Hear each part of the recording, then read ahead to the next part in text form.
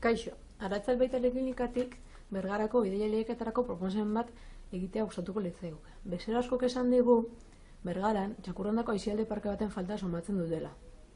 Berau, lekutxe izan litzateke, txakurrak ez egiteko eta lasai-lasai jolasteko.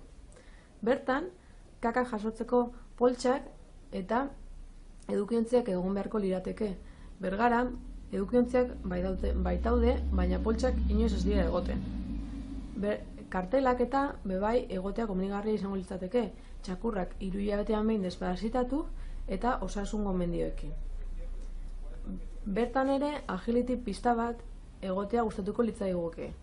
Txakurrak jolasteko, ordenak egiteko eta abar.